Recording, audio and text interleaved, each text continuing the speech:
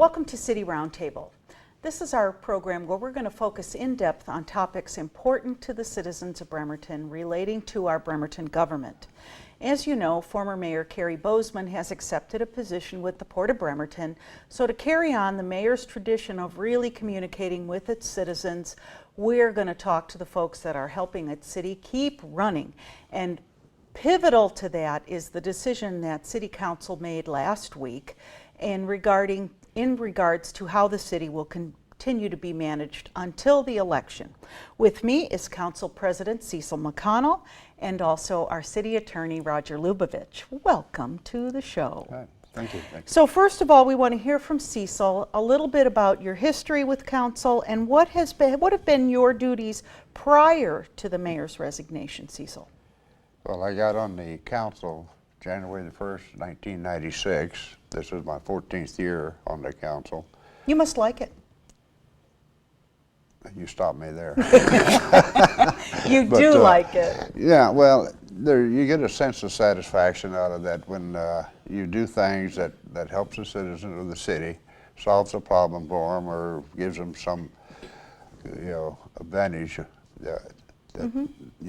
things that they've been bothered with. If you can correct it, it makes you feel good when you get it done. What council district do you serve, Cecil? That's Council District 2, which is in the northeast corner of the city. It goes from Pine Road to the city limits on the east, Riddell Road, down to just below the Sheridan Road to the south. Before the mayor resigned, what was your role on council? I was the council president. Well, I still am on the council. How many times have you served as council president? This is my second time. Second time. Yeah, I was, in 2006, I was council president also.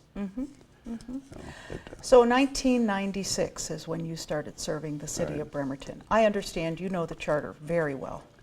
I helped write it. Some parts of it, I bet you did. Some parts, in fact, the part that involved this right here, Andy Paripa and I wrote that section. Wow. Yeah, he's a citizen. There's a name from the past. Yeah, he's a citizen in Manette, and he was very actively involved in the city for many years. Even prior to my getting on the council, he was involved. He knows the charter inside out too. That's good. That's really good. So a decision was made at the June 3rd council meeting, and Roger, we want you to explain the decision that council made. Well, as you may know, the council considered three general options, and the one they chose was to allow Cecil as council president to serve as a mayor pro tem during the absence of the mayor until the next election, when we actually appoint a mayor and that election certified. Once that election is certified, the person elected will then assume office. As mayor pro tem, he's council president. He stays on the council as council president, so we don't have to deal with any vacancies on the council. He continues his role as council president. He acts as the mayor pro tem, and under our charter, in the absence of the mayor, in other words, Mayor Bozeman, the council president serves as mayor pro tem in his absence. And so that's the choice that the council chose, or the option they chose. And one of the good things about that is that they actually have an elected person, somebody that citizens elected to city office, serve as in the acting capacity in the mayor slot. What were the other options, Roger? Well, the other options, the second option, which was looked at pretty seriously, was going out for a complete application process and vetting process. In other words, solicit applications from the community, go through the interviews, and set up a process where they would actually appoint somebody to fill the slot as an interim, actually take Mayor Bozeman's vacant slot until the certification of the election in November.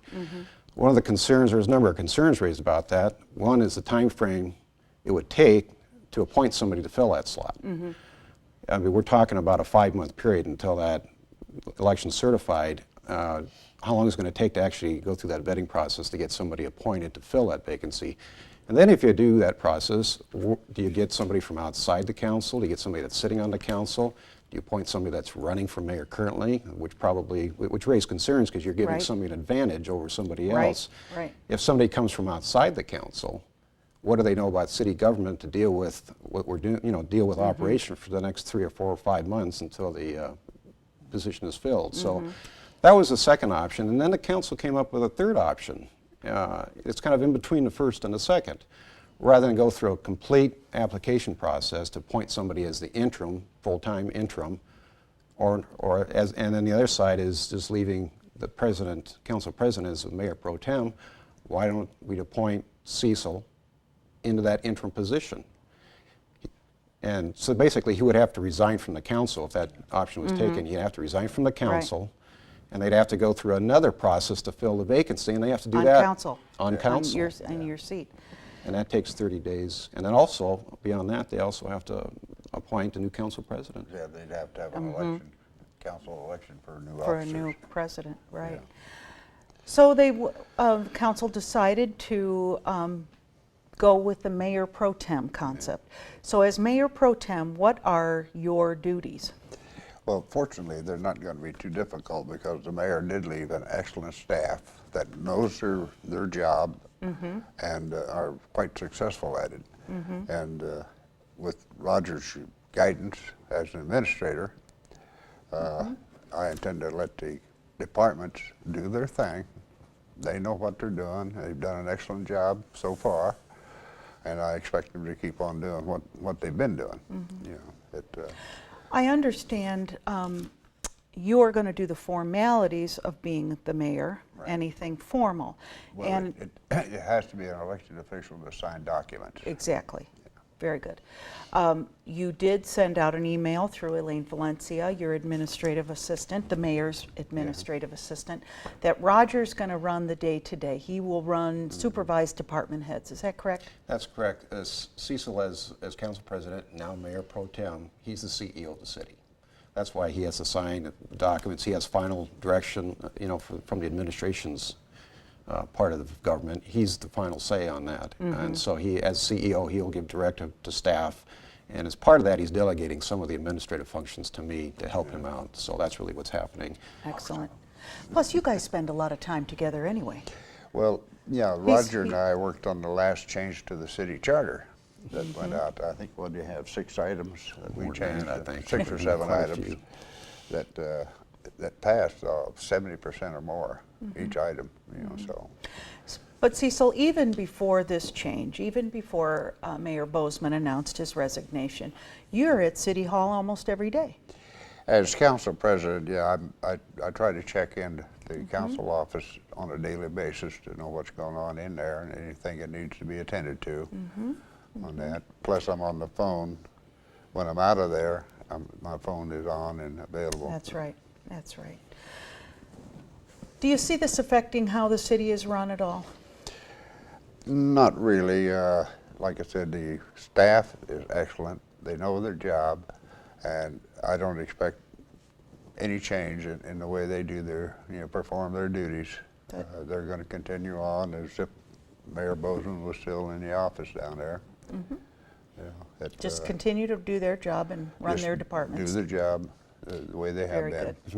If I may add to that, is one of the concerns that staff had and the Mayor Bozeman had prior to his departure was that we have continuity in operations. We don't want to have any major disruptions or any changes until the new mayor is seated in November. So of concern was just keeping things on an even keel, status quo until we can, and not make any major policy decisions or changes and deal with the issues we have to on a day-to-day basis. And that's why having staff that's familiar with the program and what we're doing is important to keep this thing operating smoothly. So we need to just reiterate to citizens, the city will continue to run as has in the past. Councilman McConnell, council president, will be our mayor pro tem and sign documents, administer the city. But Roger acts as supervising department heads, continuing to run the business. Well, Roger will act as city administrator. Very nice. The most important focus in the next few months is working on our budget for 2010. That's extremely important. That work is going to be started very, very soon.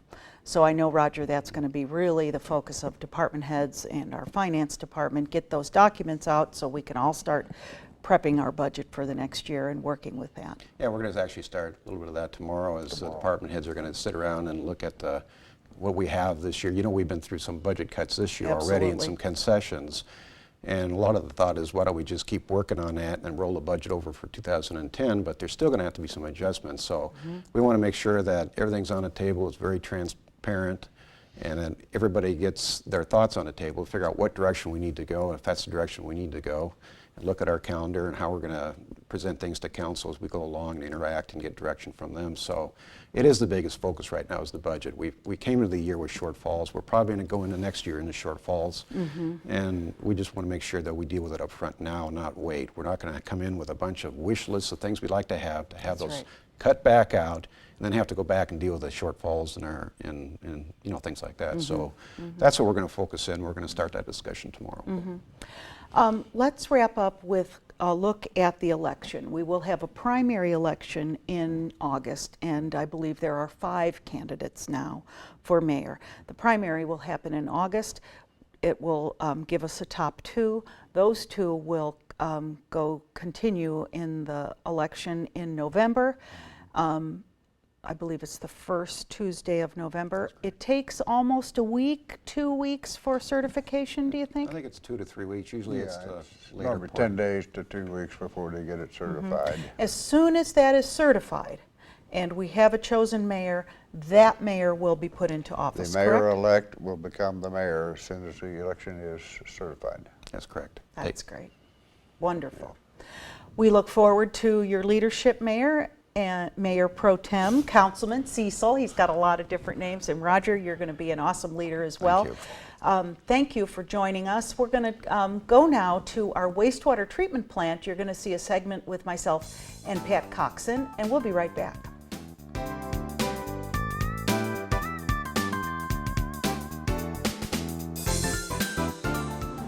Welcome back to City Roundtable. We're at the Westside Wastewater Treatment Plant with Pat Coxon. Pat is the manager here for the City of Bremerton. The Department of Ecology has acknowledged the Westside Wastewater Treatment Plant with an award. Pat, tell us about that. That award is for the Wastewater Treatment Plant Outstanding Performance Award. It's given to treatment plants that meet all discharge requirements that are required by the Department of Ecology as well as United States EPA. And that is for effluent quality into wherever you're discharging into. And the Department of Ecology inspects annually, correct? Yes, they do. They have annual inspections for both the plant operations as well as the lab operations. And we got the Outstanding Performance Award. Yes, we did. This would be our 4th year in a row from 05 through 2008, and we also received it in 1999. Congratulations. That is it's a very good acknowledgement of your team here, Pat, and I understand you're very proud of all the people that work here. I sure am. They couldn't have a better group of people. Very professional and know what they do. And it's reflected in the performance awards. Very prideful work, I think. The Yes. folks here are very proud. Now, Pat, as we look around, you have some construction happening here. Let's talk to the fellows a little bit, the citizens a little bit about that. Yeah, it's been ongoing upgrades we've had. It started, I think 2008, and it's supposed to be substantially complete this year. If we pan to our left here, that is a new generator that provides emergency power for the treatment plant. It's 1.5 megawatts.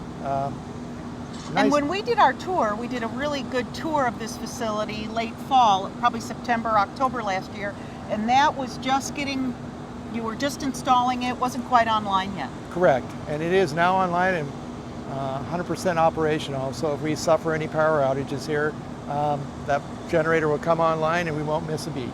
Awesome. What else is happening? We see some backhoes and some cranes here.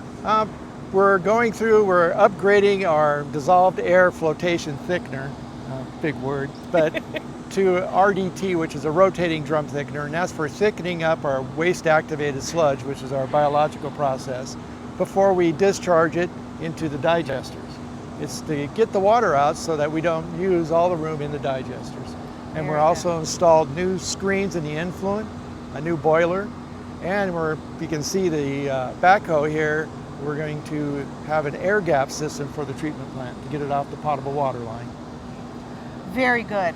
Trust Pat Coxon. He has all the citizens' best interest in mind when it comes to wastewater. Congratulations to the wastewater treatment team. And Pat, thanks for your leadership. Appreciate it very much. Thank you very much. Thanks for joining us on our first episode of City Roundtable. We'll see you next month where I'll be joined by a city department head talking about projects and plans that they're making for the upcoming few months. Thanks for joining us on City Roundtable.